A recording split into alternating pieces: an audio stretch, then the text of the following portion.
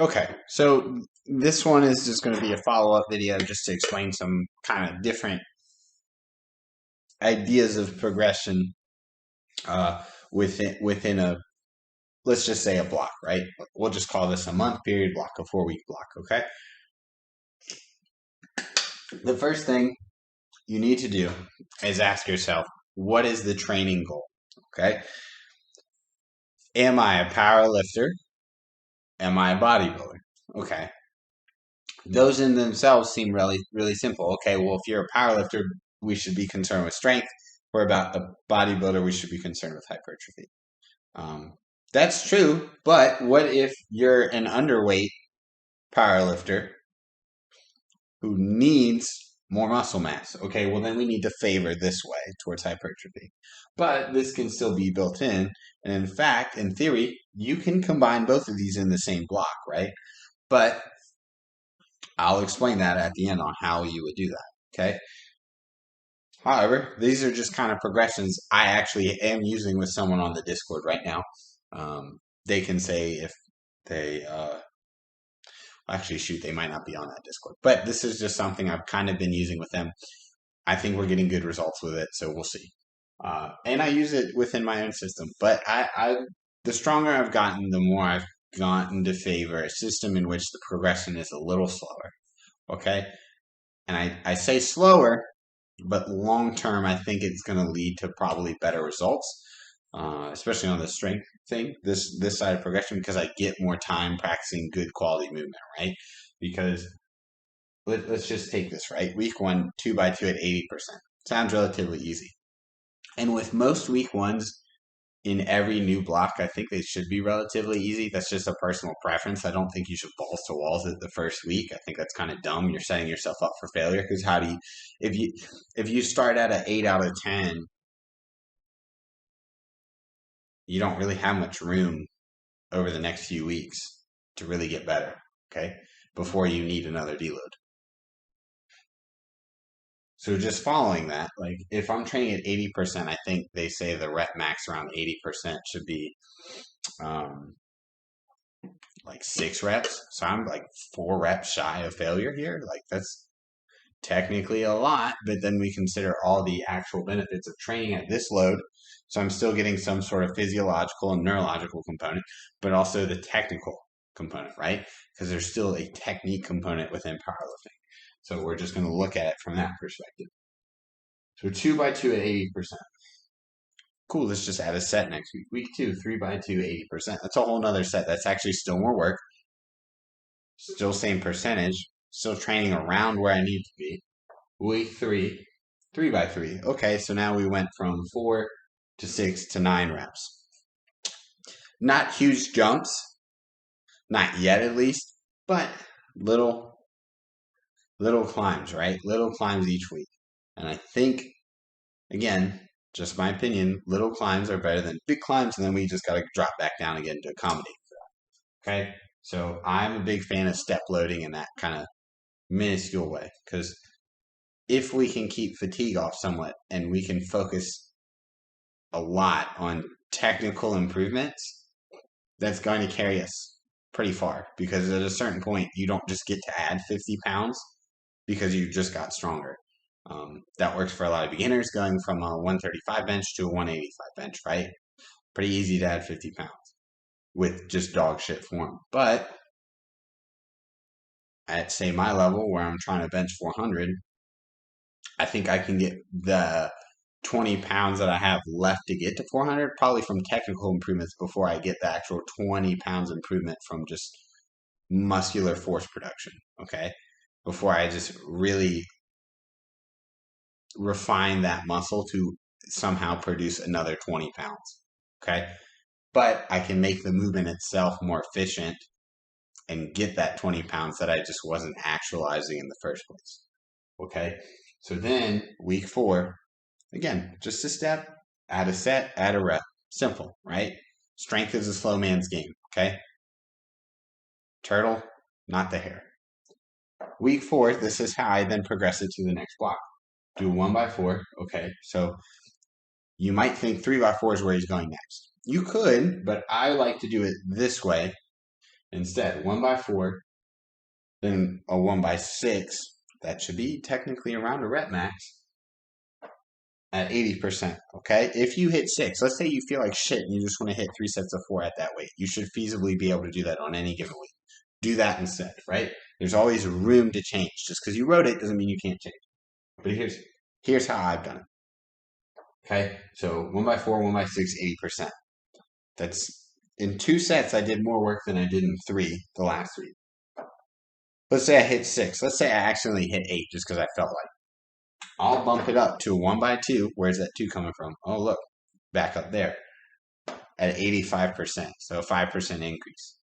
Now I just repeat that same thing month to month, because ideally, if at week 4 of the second block, so technically 8 weeks from week 1, you hit 6 to 8 reps at 85%, that should be a rep PR. Okay? It's not always going to be that simple, but a lot of times it kind of is. Okay? So that's just one way to approach it. I'll write up another way here in a second, but that's just how I kind of prefer to do it. And then just hypertrophy. Okay, and I'll show you how to combine this. This might be whatever our main movement is in our hypertrophy. 3 sets of 10. Okay, 70%. This is all 70%. I'm not changing the intensity. Why? Because I don't need to. I'm trying to grow. I'm trying to increase reps, the total volume, not the intensity. That's the important thing here. Okay, 3 sets of 10, 3 sets of 12. 4 sets of 10, 4 sets of 12. I could have gone 3 sets to 4 sets, but then it's like, where do I go to 6? By the time I'm at week 4, do I go to 6? Do I change the exercise? What do I do to get enough work? I think this way is more feasible for people who don't have as much time, but also I think, again, slow burn process. But that's kind of how I would set it up for someone who needs the strength gains and the hypertrophy, someone who's just kind of a regular Joe. Okay? That's just kind of a generic off-season kind of thing for me, right? So we'll just do a chart right here. I did a nice little color coding here. So green is we're recovering well. Orange, training load's a little higher. Pink is okay. That's our red, right? That's ooh, okay. We hit that top level. Now we would come down and deload again. Okay. So that's training load and time. I just told you this weightlifting, if you want to be good at it, or powerlifting, bodybuilding, it takes time. So what if I stop viewing things in short 4-week periods and think more long term? Okay. So maybe I make the curve, the total work, because again, training load is our y-axis, not as steep. Okay. So now, training green. Just because I'm recovering well because the workload's not high doesn't mean you're not getting strength gains out of it or hypertrophy gains. Just means we're not really tapping in that hard to where we need to be concerned about our recovery 100%. But I guarantee you, if you're doing the right things, you're still making strength gains. You're still making hypertrophy gains, especially from a technical aspect. We should still be making strength gains. We should still be priming ourselves up for the future. Okay? So then this period is kind of what I would say is our kind of strength block, just going into right before our peak. Okay. But look how much more time we've now integrated. Okay. But now my hope would be my peak is a little higher than before. I think the peak last time was right around here, but I spent more time accumulating total work before I needed a deload. So then we'll come back and we'll cut it down, and then we'll restart the process, right? So, of course, someone's going to be like, well, that's just a conceptual level model that just fits. Of course, it's going to go that way. It's just a concept. That's not necessarily how it works. Again, but you have to have conceptual level ideas of things before you get to put it in practice. That's just a fact. So, yes, that's the way I think training should work. That's the way I do think training works. Okay? These are our two considerations, time and training load. Whether or not training load is described as volume or intensity, at some point, time catches up with you and you have to deload. So what if I stretch it enough while making the kinds of gains let's say technical, hell, mental, maybe you shit the bed anytime you're over 85%. If I spend a lot of time in 85% just building momentum, you don't think that carries over into a peak, I think you're crazy. Okay? So it's a very simplistic conception of how training should work, but it's just how my conception of training works. Okay? So is it dumb? Is it simple? Yeah, but that's, again, just because it's simple doesn't mean it doesn't work. There's a lot of nuance missing, but I understand that. Okay? So this is our macroscopic view of, say, a training over a year. Okay? But let's say I wanted to do a, I don't know, let's just say we're going into a meet, right? Okay. So I'll give you something to consider here. Let's say we're going in from a strength block to a meet, okay? So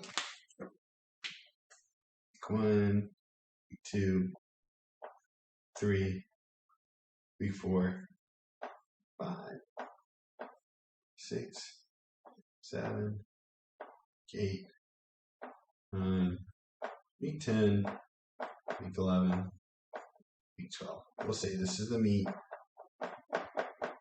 So this is 12 weeks out, okay? I might do 3 by 5, 75%. Then maybe I set 4 by 5, 75%. 3 by 2, 3 by 2, 80, 85%. Okay, week 5 is coming up. Okay, this is where we get to, oh no, this is heavy work. This is where we're starting to get concerned. Okay, so then I think 3 by 2 at 85%, we're probably pushing it, but let's say we're not. So then we'll say 3 sets of 2 at 88%. Okay, I'm probably deloading here just a little to recover some. Okay, 1, 2, 3. Week 10, heaviest deadlift. Okay, this week, heaviest squat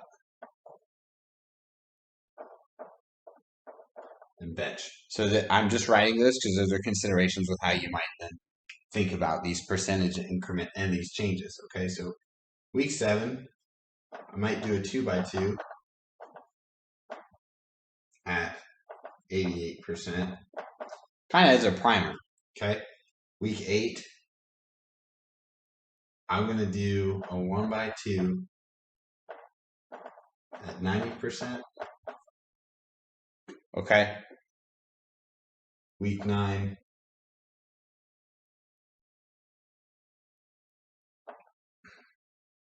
actually my heaviest deadlift would go week 9. Sorry, heaviest deadlift.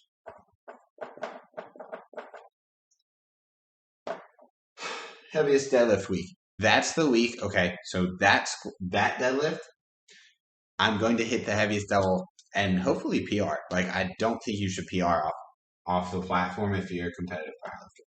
But